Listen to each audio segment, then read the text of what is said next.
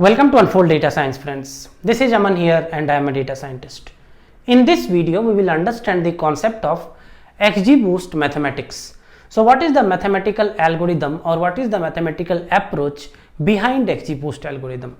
This is one topic which was requested by many of you. So I just thought of taking a sample data and explaining you with that data. Let's start the discussion. Now XGBoost is what kind of algorithm, guys? XGBoost is a boosting algorithm. What is a boosting algorithm by definition? Boosting algorithm by definition is nothing but an ensemble technique of sequential learning. What I mean by sequential learning? So the difference between bagging and boosting is bagging is a parallel ensemble and boosting is a sequential ensemble, which means in boosting different models get trained one after another. So first model will be getting trained, then the second model, then the third model, and then many models will combine to give you a better result. Now XGBoost is nothing but an extension of gradient boost, we can say. So how gradient boost works, there is a link in the description and you can see on the card as well. I have given you a detailed description of how gradient boost works. If you have not watched that video, I advise you to watch that video as well. Now XGBoost is nothing but an extension of gradient boost. Let us try to understand how XGBoost will work on this data. So I have taken a very simple data here, guys. Let us say this is students data. Here is a age column, which is my X feature. When I say X feature, independent feature or target is IQ. So IQ of a student based on the age. Okay, just 3 data points I have taken for simplicity. How XGBoost is more effective or how XGBoost is more, gives you better result is based on certain things that it does. I had explained you in my last video what are the special things about XGBoost. For example, regularization, for example, auto pruning. What are the things which make XGBoost an special algorithm? We will try to understand with this example. So I have plotted these 3 points here. Okay. Now, not only XGBoost, but how normal gradient boost will also work is it will try to create a base model first. So what is my job here? My job here is to predict IQ based on the age. So the first step is creating a base model. What is a base model? Let us say the very normal assumption what you can take. You can take very normal assumption of prediction is, let us take the prediction as the average number of these 3 numbers. Okay. So what is the average of these 3 numbers? So the average of these 3 numbers will be 30.6. For simplicity, I am putting it 30 here. So let us say this is the average line. This is my model 0. Okay, base model. So my base model is saying that the prediction for these 3 cases, all these cases are actually 30. But by my base model will have some errors, right? What will be these errors? Obviously these distances, right? So this is error for this point, this is error for this point, and this is error for this point, right? We have certain errors. Now these errors, right? E1, E2 and E3. Next model M1 will be fitted on these errors to minimize these errors. Okay? Next model will be fitted on these errors to minimize these errors. This is very important to understand. So when I talk of M1, for M1 input data will be my independent features plus my target feature will be these errors. Simple. That is what exactly happens in gradient boost as well. But how is XGBoost different? So in XGBoost you have to understand 3 things mainly. First is known as lambda. Lambda is nothing but a regularization parameter. Okay, regularization parameter. Second thing you have to understand in the XGBoost model is known as gamma. So I am writing it like this. So gamma is nothing but a threshold that defines your auto pruning of the tree or that controls your overfitting. How? I will tell you that. Okay. And the third thing you should remember is something known as eta. So eta is nothing but how well or how fast you want to converge to the next value. So there is learning rate and there is eta. So you must not confuse with the learning rate and eta. This tells you how fast you want to converge. Okay. I will give you examples to make you understand what are these things. Let us see how the models will be fitted on these errors first. So that was our model 0. after model 0, which was an average model, we have these residuals, right? Now as I told you, our job is to fit a model on these residuals using independent features. Let us try to fit a normal decision tree first. Okay, so what I am trying to do here is I am trying to create something called as an XGBoost tree on residuals. Okay, so let me write here residual values -10, 4 and 8. Okay, now there is a concept of something called as similarity score of residuals on this node. Similarity score. So what is similarity score? I am writing here similarity score is equal to sum of residuals. Okay, sum of residuals square divided by number of residuals, which means number of how many residuals are there plus lambda. Okay, this lambda is nothing but the regularization parameter which I spoke about some time back. Okay, we will try to understand what is the use of this. So if we plug in the values here, what will be the sum of residuals here? 8 plus 4, 12 minus 10, how much? 2. So 2 square, how much? 4. 4 divided by number of residuals, how much? How many residuals we have? 3. 4 divided by, let us put lambda is equal to 0. So it will be nothing but 4 sum of residuals square divided by 3 plus lambda we are starting as 0. Let us see. I will tell you what will happen if you increase lambda. So lambda 0. What will be this value? Something more than 1. Let us put this as 1.3 for example. This is the similarity score of the residuals at this particular node. Now we will define a tree splitting criteria. For example, let us say I define a tree splitting criteria saying age greater than 10. Just a simple splitting criteria.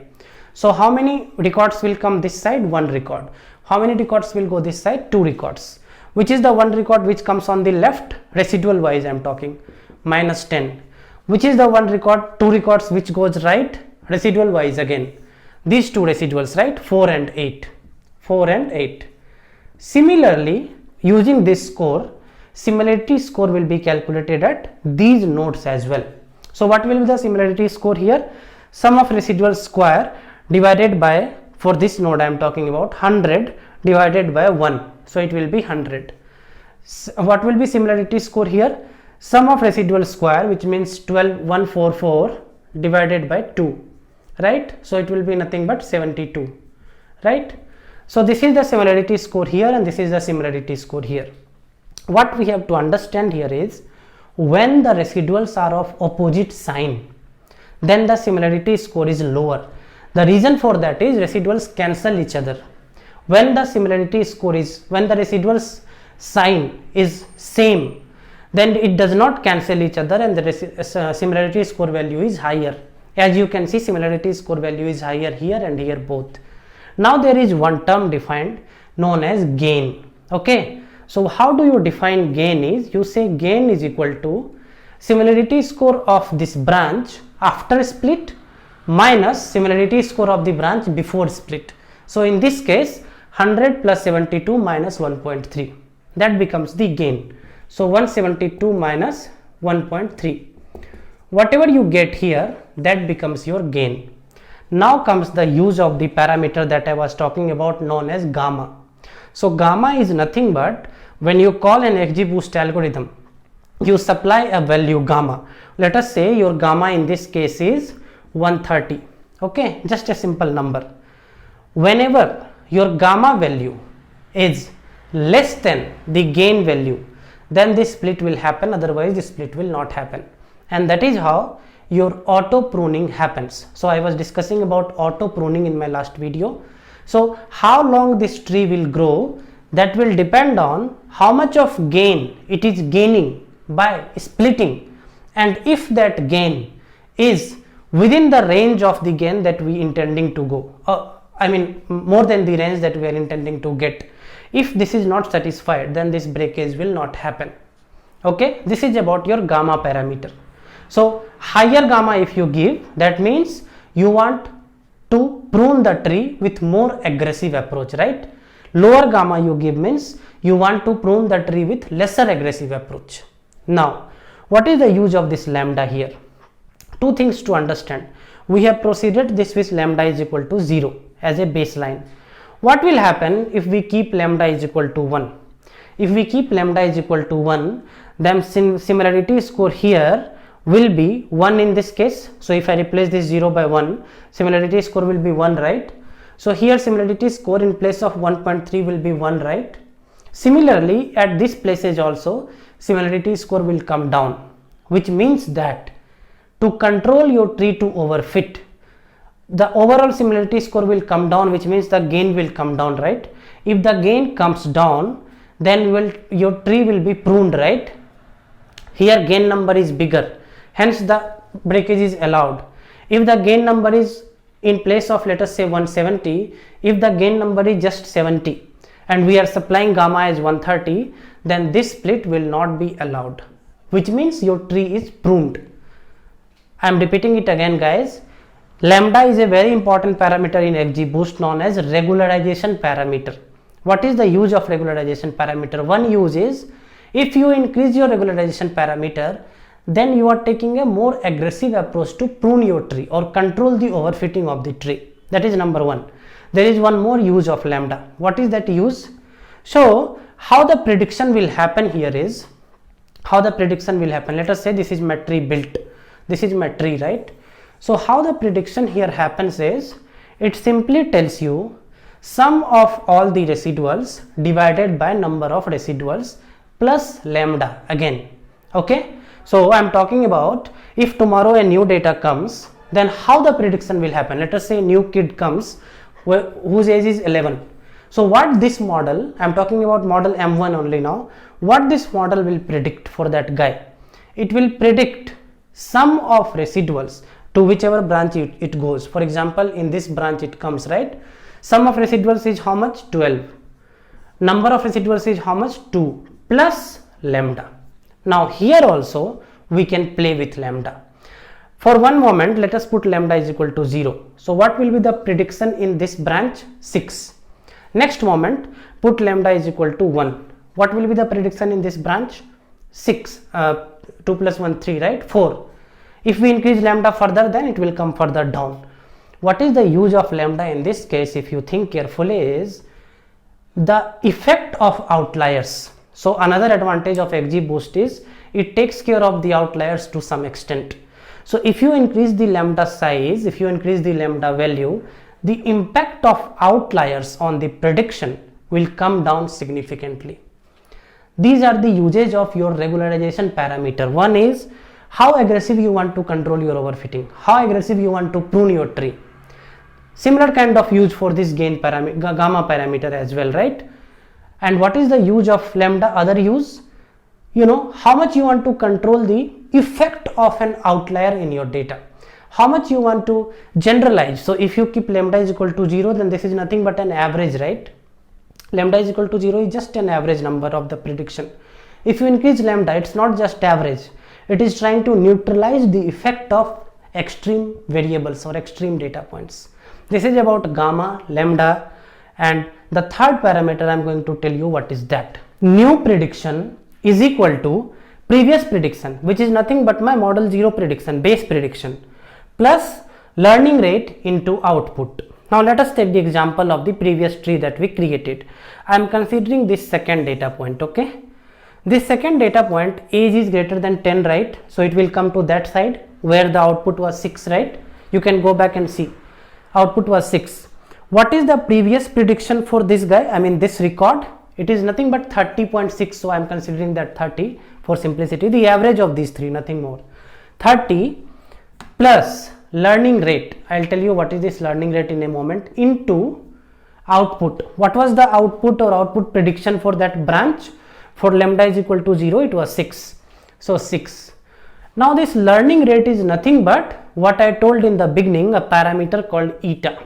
Okay, so eta in typically XGBoost we take 0.3. You can tweak the value between 0.1 to 1 as well. If I put 0.3, right, it will be 6. 30 plus how much? 1.8, right? 30 plus 1.8 is equal to 31.8. That is the new prediction for this particular record, when the new prediction comes, then the residual value will automatically change. What will be the new residual value now? New residual value will be nothing but 34 minus 31.8. How much? 2.2, I think. 32, yeah, 2.2. So new residual here will be 2.2, right? Now previous residual goes out of the picture, new residual comes and model 2 is trained. This is how one after another, model 1, model 2, model 3, model 4 will get trained, and in the last model what will happen is we will have reduced residual. So if you see here, previously residual was 4, now residual reduced to 2.2, in next model it will reduce further, and similarly this is how XGBoost will try to reduce the residual and give you the final ensemble model which is very close to the original observations. So this was all about the mathematics behind XGBoost with a simple data. Little complex, I am sure you might be having some doubt. Write me in comment, I'll definitely respond to you. And I tried to explain you in a simple way. Still, if you feel at some step you wanted to ask something, just don't hesitate to write me. I'll see you all in the next video with the implementation of this in Python, and I'll also show you how different parameters change and how this algorithm runs faster and many other things, right? I'll see you all in the next video. Till then, all of you stay safe and take care.